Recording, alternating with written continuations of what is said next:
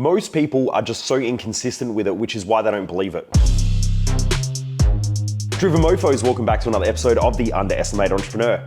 I am here in beautiful Bali, still here on holidays. Well, sort of holidays, because I don't really take holidays. I'm always working. I'm here at Uluwatu at one of the resorts. First time I've been to resorts, fucking sick. But anyway, let's get into the podcast. So today I want to talk about something that was really an eye-opening experience for me, and I'm going to challenge you to try this. So what had happened was that I just started to relax a little bit. Now, we've been away for about 2 weeks. We're in Singapore, and then we've been in Bali for about the last week or so. And I just started chilling out. We're supposed to fly home today. And I said to Jess, you know what? I'm just starting to relax. I feel chilled out. I think we should stay another week. But the first thing that happened was when I woke up in the morning, it was the first day I felt really inspired and just grounded, like my body had relaxed, my mind had relaxed, and the first proper day that I hadn't just been dialed in and switched on, which, you know, it takes me a couple of weeks to wind down normally when I go away or I travel or whatever. When I woke up in the morning, I felt energized and I felt good, and I thought, you know, I don't really want to go home tomorrow. But the first thing that popped up in my head was fear, and I was so aware of it. It was like I was sitting there going, I want to do this. I'm inspired to do this, which is stay in Bali for another week.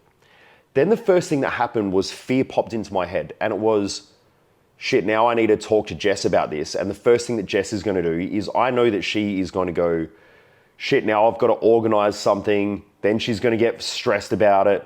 Then she's going to say, but what about the money and all of this stuff? So now I feel this anxiousness and this stress, and I'm sitting there aware of myself, watching my mind play these games. Now, this event hasn't even happened yet. It was just my mind going back to past references, to past experiences, to previous conversations that I've had with Jess that have just brought all this stuff up. Now, I could have done one or two things. I could have sat there and got stressed out and anxious and worried about how Jess was going to react and how Jess was going to respond. I could have done what most people do, and this is what most of you would have done, is that you would have just suppressed something that you wanted because you didn't want to upset your partner or frustrate your partner or trigger them. So I could have done that. Or I could have stopped myself and just gone, hang on, this is bullshit. I haven't even had this conversation yet. This thing hasn't even happened. And I'm in this fear response or this negative state. Now, if you look at Maslow's hierarchy, you have self-actualization at the top, which is where you get to thrive and you get to be yourself. And then down the bottom of Maslow's hierarchy, you have these survival responses. Now, fear is a survival response. So I've dropped from being inspired straight into a survival response. And I'm sitting there quite aware of this in my own mind, thinking about it. And then I thought, okay, so I'm a master of sales. I can sell anything to anybody if I truly want to, especially if I believe that it can help them. And I thought, well, how come I'm not selling this to Jess effectively? How come I'm afraid that she's going to respond in a certain way? I'm a master communicator. I'm a master of sales. These are skills that I've learned over the last 20 years of working in the coaching industry and the personal training industry and so on. I should be able to sell this to Jess easy. And then the next thing that popped up in my head is, shit, what about the money?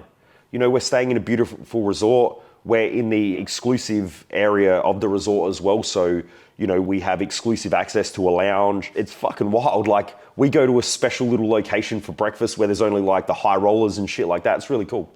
But to be part of that, it's quite expensive. Well, I guess expensive is relative, but you know, we're talking well over $1,000 a night. So the first thing that I think is like, I love the room that we've got, but if we stay in that room, it's going to cost more. It's like $1,000, an extra 5 or 6 nights. We're talking, you know, an extra $5,000-$6,000, maybe $7,000, plus food on top of that as well. I'm starting to think about this now, and so now it's starting to worry me again. And I catch myself and I'm like, but hang on. If I truly believe that your mindset and how you respond in life, the way your life is a projection of your own thinking, then if I'm inspired this week and I feel better about life and all of that, then sales should pick up, if that is true. Now, obviously you have to have a pipeline and things like that. But if I'm just on fire this week and I'm feeling great, like I'm still working anyway. Now, I'm not working 10, 12, 15-hour days.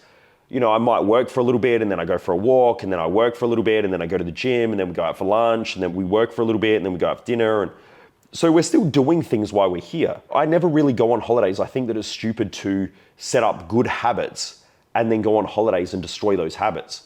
So for us, Jess and I have learned that we just stay in our habits, but we just sort of arrange them a little bit. So we've been sleeping a little bit more, I'll go and get a massage in the afternoon or something like that. But anyway, I thought this is going to be a beautiful test because I'm going to see whether what I believe is really true or not.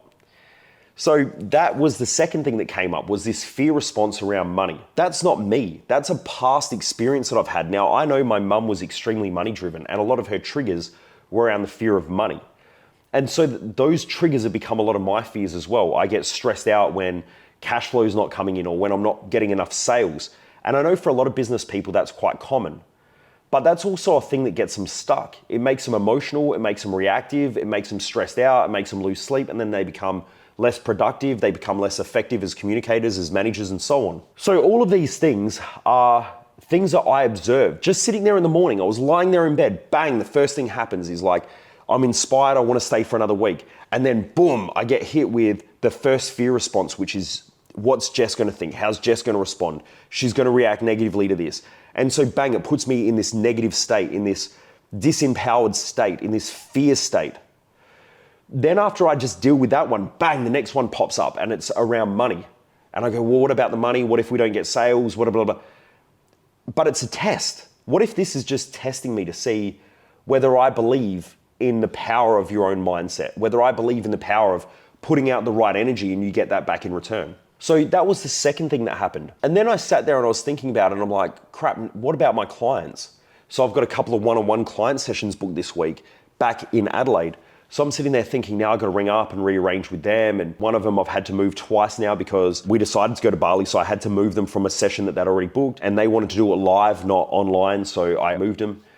But then I thought about it and I thought this is actually a really good moment for that client because that client wants one-on-one sessions with me, but wants to do them live. Now, I understand the importance for some people of doing those sessions live, but at the same time, if you really need help from someone, you're going to get that help in whatever way it comes. Like a lot of my mentors are overseas, they're offshore. So the other day I did a one-on-one session with one of my mentors and it was like 4:30 in the morning. Now I do that because it's important to me. So I change my habits and I change things in order to make something work.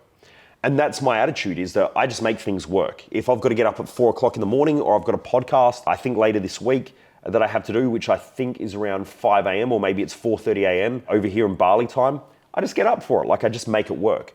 Whereas most of you out there, you won't make those things work. Like you always put things off or it's not the right time. And so it's a natural common thing that most people put these things off, whereas I don't. I used to, but it gets me stuck. So I really thought about this and I thought what's actually beneficial for her to really think about whether she needs the one-on-one session or whether she needs the information that's going to come from the session. Is it more important for her to have the coaching session or is it more important to be face-to-face? And then I had a couple of other clients as well, but I could shift them around. I had my personal training session booked for this week. I had haircuts and stuff like that. So I just moved those appointments around. No big deal. So after I got through all of that, I sat there and I rolled over and I was just sort of lying there and I thought, okay, well, let's just see how this week plays out. Anyway, Jess wakes up and I said, hey, honey, what about we stay here for another week? And she said, okay. That was it. That was the end of the conversation. As long as you're happy to pay the money, I'm more than happy to stay here an extra week as well. We just got to make sure that we get stuff done, keep the team productive. But if we're going to keep working, then let's test this stuff out. Like if we're going to travel the world more and do more of this, then this is going to be a great test to see if we can still be productive when we're away, whether we can see whether we're still productive enough on the road, whether we can keep looking after our diet and managing ourselves effectively. This is going to be a good test for when we're in the US in September, because my big goal is to go to the United States in September and do a podcast tour and run some events over there. But the response was just completely different than what I'd already thought in my mind. Now, the reason why I'm sharing this is because for so many of you who are listening to this podcast, I know that you already think that something's going to happen before you've even had it happen. And that's going to create this tension, these anxieties, these animosities. And unless you get on top of them and see yourself having those animosities or anxieties because of past triggers or these past experiences, and if you're not aware of them, they will just control your life. Like I know that so many of you reach out to me and say, hey, I want to do coaching with you, and I drop the price and you're like, oh man, I can't afford that, or it's too expensive.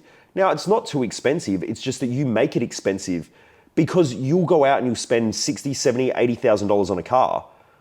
But my cheapest coaching package is $750 for 3 months. So you can do group coaching for that cheap. But the problem is that you're not used to dealing with your own anxieties and animosities. So some of you are out there thinking, well, shit, he charges like 60 or 80 grand. So you've already put these preconceived ideas into your mind about coaching.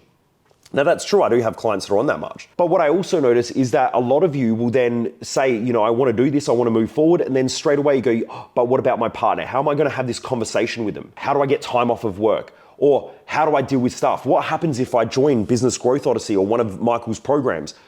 Well, what happens with stuff? Like I'm going to be away every quarter, it's 3 days, I've got to fly, I've got to travel, I've got to get accommodation.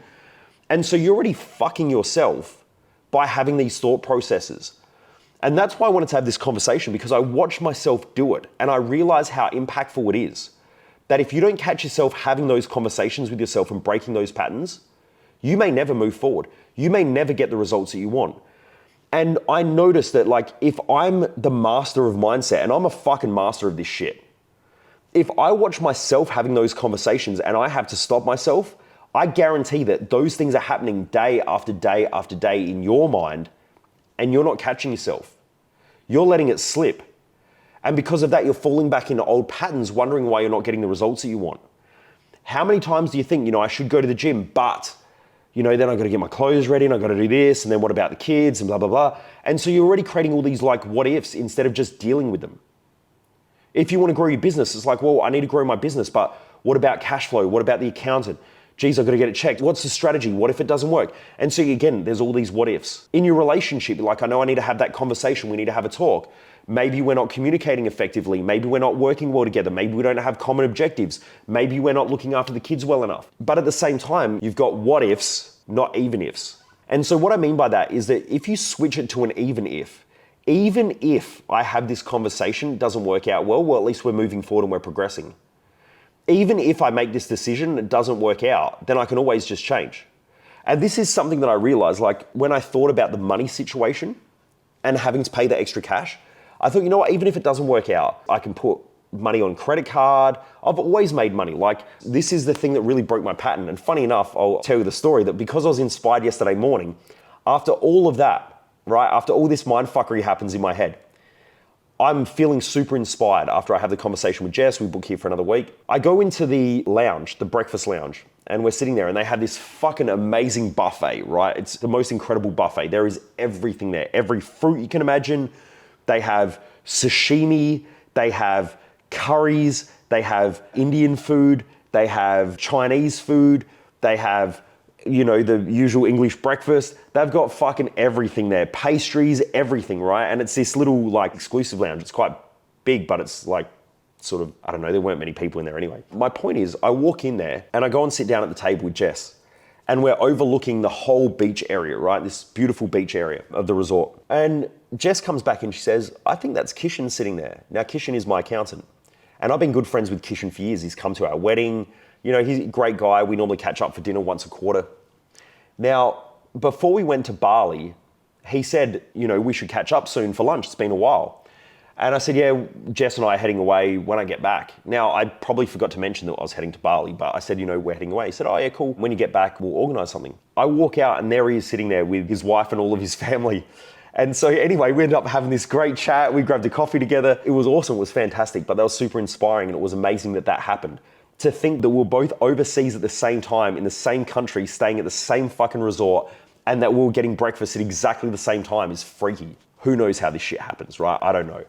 But it was just freaky that being inspired that morning that I bump into a good friend of mine who is also my accountant, that we were setting ourselves up to catch up anyway. Coming back to what I was talking about was that when you have even ifs, what you'll realize is that most of the time your thoughts aren't logical. It's not logical. I've never run out of money. I've never gone bankrupt. So why would I think that money is going to be a problem now when it's never been a problem before? And in my past, I've consistently had these patterns where when cash flow is not coming in, I freak out about it and it creates this animosity and this angst. But at the same time, I've never run out of money. I've never run out of money. I've always had money ever since I was 13. When I was 13 years of age, I got my first job. And ever since then, I've always worked. And from when I was a personal trainer, I always made good money. And then when I started this business, it took us a couple of years to get going. And yeah, it sucked. But at the same time, I never ran out of food. We always had a roof over our head. I could pay the car loans when we had them back when I first started this business. I sold all my cars and I used to drive around in Jess's car, but we still had money. We were still okay. And so what I know is that I'm always going to be okay. I don't know why I keep having these fears that pop up that I'm not going to be okay, that I'm going to lose everything. And so it just made me really aware of that self-talk that comes up where I start thinking that things aren't going to be okay, that things are always going to be okay. And that reframe really helped me. And that's why I want to share it today on this podcast, because I think that it's so important that you have to be self-aware enough to catch those negative self-talk or those negative thoughts.